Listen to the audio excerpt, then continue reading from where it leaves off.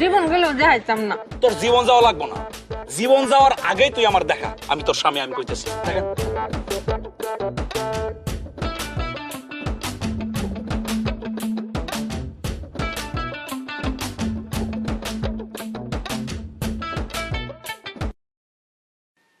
বউ আসার খাইতেছোস?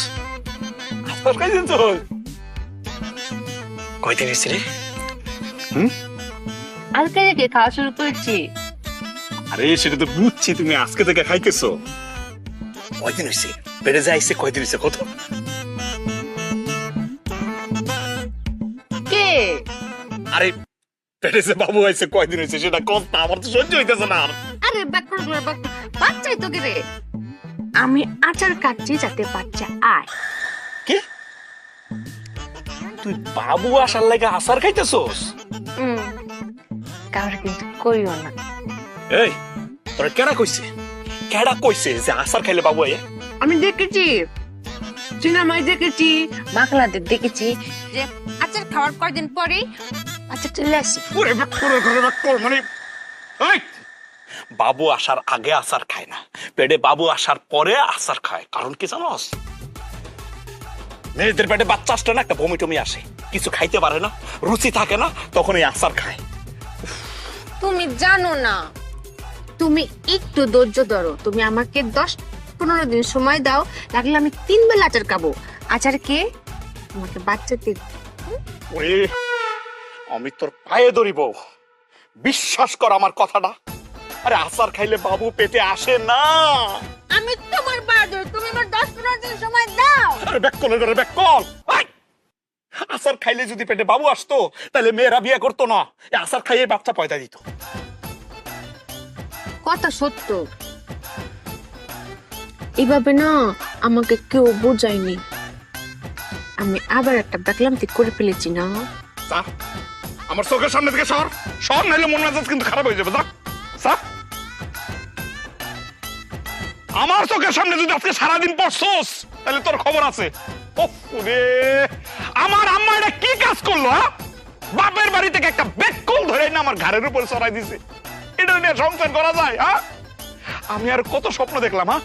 ফুটফুটে বাচ্চা আইবো, আমার আব্বা আব্বা করে ডাকবো, আমি পিছন পিছন দৌড়াবো, কেমন লাগে। না এখন আর ঘরে যাবো না। এই ব্যাক করার বাচ্চারা যদি চোখের সামনে পড়ে আমার মন মেজাজটা খারাপ হয়ে যাবে, তখন কি থেকে কি করে ফেলাই ঠিক থাকবো না। না আজকে ঘরেই যাবো না। এটা কোনো কথা? এটাকে সংসার কয়? সংসার না, শ্মশান। শ্মশান কেমনে পারলো আমার মা এরকম একটা ব্যাককেল আমার ঘালের মধ্যে ঝুলাই দিতে? বাপের বাড়ির লোক খুব ভালো, কেমন লাগে। এই আমি কই যাইতেছি? রাগ করে যাইতেছি না কই? বাইরে? বাইরেও তো জ্বালা, ঘরেও জ্বালা, বাইরেও জ্বালা, যামু কই? যাওয়ার জায়গা আছে? কেমন লাগে। ক্ষুধা লাগছিল, ভাবছিলাম বাড়িতে গিয়ে সেটটা খামো। খাওয়ার কোন উপায় আছে এই ব্যাককলের জ্বালায়? শরীরটা বেফান্দা জায়গা দেখলি, কিন্তু না খায় তো থাকতে পারো না। রাগটা একটু দমাইতে কি আর করার। আল্লাহ জানে ব্যাককলটা বাড়ির মধ্যে আবার কি ব্যাককলগিরি করতেছে। গিয়া যদি দেখি যে ব্যাককলগিরি করতেছে তাহলে তো মেজাজটা একটা বেসান্দা যাইবো গা, বেসান্দা যাইবো। আচ্ছা ঠিক আছে, ঠান্ডা যাই, বাড়িতে যাই, সেটা কে খাই আগে, তারপর সবকিছু। আমার মাথায় বুদ্ধি শুধু ঘোরে, বুদ্ধির চোটে যায় সব কিছু উড়ে। আমি ব্যাক করবো, আমি ব্যাক করবো, আমি ব্যাক করবো, আমি ব্যাক করবো। কিরে এমন লুঙ্গিটা কি করস? কথা বলিও না।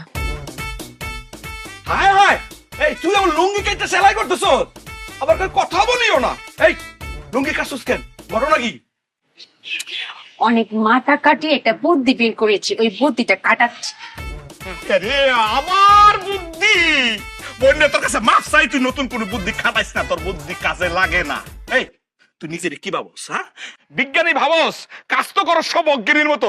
এই কি বুদ্ধি খাটাইছিস ক? সাশ্রয় সাশ্রয় করছি, সংসারের জন্য সাশ্রয় করছি। সংসারী হইতে গেলে একটু সাশ্রয়ী হতে হয়। তুই ওর জলযন্ত্রের লুঙ্গি কেটে ফেলাইছস, আবার কয় সাশ্রয়। এই তো সাশ্রয়টা কি আবার খুললা ক? রাগ করো না, বুঝিয়ে বলছি। এই যে দেখো, তোমাদের লুঙ্গি আর আমাদের পেটিকোট সেম সেম। তোমরা হচ্ছে এরকম লুঙ্গি কেটকে দিয়ে পরো, আর আমরা ফিতা লাগে সুই করে ফিতা লাগে আমরা গিট্টু দিয়ে পরি। তো তুমি যখন লুঙ্গিটা পরবা তখন ফিতাটা খুলে কেচকে দিয়ে পরে চলে যাবা, আবার যখন লুঙ্গিটা খুলবা আমি যখন পরবো তখন ফিতা লাগিয়ে তারপরে পরবো। দুজনের একটা দিয়ে হয়ে গেল না? সাশ্রয় হলো না এটা? এটা তো সাশ্রয়। আল্লাহ আল্লাহ, তুমি আমার উড়াই নিয়ে যাও। এই আমি যে ব্যবসাটা করি এটা অনেক টাকা লাভ হয়, তুই চাইলে সারা জীবন বৈশা খাইতে পারবি। আল্লাহর দোয়া লাগে তুই এইসব সাশ্রয় টাশ্রয়ের মধ্যে যাইস না রে। দোহায় আল্লাহ লাগে তুই খালি ঠান্ডা মাথায় সংসারটা কর, সুন্দর করে কর সংসারটা, আমার একটু শান্তি দে। আমার আম্মা, সব দোষ আম্মার। বাপের বাড়ি থেকে সহজ সরল একটা বিজ্ঞানী ধরে এই না আমার ঘরের মধ্যে চাপাইছে, এর জন্য আজকে পস্তাইতেছি আমি। আল্লাহ রে, এই তুই আমার কথা দে, জীবনে আর কোনোদিন নতুন করে কোনো বুদ্ধি খাটাইবি না। কথা দে, দোহায় আল্লাহ লাগে তুই এই কথাটা দে আমারে। কথা দিতে পারতাম না। যদি কখন আমার মাথায় আবার বুদ্ধি চলে আসে তখন আবার কাটাইতাম না, তখন কথার বড় খেলা হয়ে যাবে না। কেমনটা লাগে মনটা চাই কি করিস। এই ব্যাক কলার ঘরে ব্যাক কল মানে কি কই জানোস নি? ব্যাক কলার থেকে পেটটার হেইডা, তুই এসেছিস এইটা। খাওনের সময় তো গামলা বেড়ে খাস, এই যে গামলা বেড়ে খাস, খাউন গুলো কই যায়? হ্যাঁ, মাথার মধ্যে কি ভিটামিন গিয়ে ঢুকে না? বুদ্ধি খাটে না? বুদ্ধি আসে না তোর? এমনটা মাঝে মাঝে।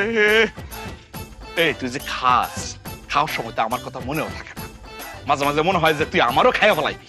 তো খাস যে কই যায় তোর? তুমি আমার কাওয়ানি কোটা দিয়েছো, আমি আর খাইতাম না, আমি আর খাবো না। ওরে বাবা রে, খাওনের খোটা দিছি, এটা তোর মনের মধ্যে লাগছে, এই বুদ্ধিটা ঠিকই কাজে লাগছে। বেককলের বাচ্চা বেককল, কিছুক্ষণ পরে তো গামলা বেড়ে খাইবি। আম্মা, এ আম্মা, আজকে একটা রফা দফা হইব।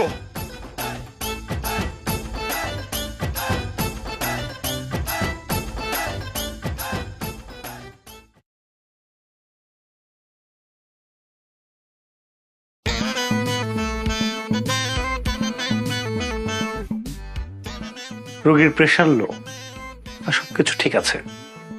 আরে বাকি সব ঠিক থাকলে শুয়ে পড়ছে কেন? আর কি সমস্যা কোন তো? আপনার কি মনে হয় ওনার সমস্যা কি? ওমা, রোগীর কি সমস্যা সেটা যদি আমি জানতে পারতাম তাহলে তো আপনার ডাকতাম না, তারপর অ্যাডভান্স করে। আপনার কথা হয়, কিন্তু আপনার চিকিৎসা তো হইতেছে না ডাক্তার সাহেব। আচ্ছা উনি কিভাবে পড়ে গেল? মাথা ঘুরে পড়ে গেছে নাকি অন্য কোনো ভাবে? আমি জানি না, তাহলে কে জানে? আম্মা জানে।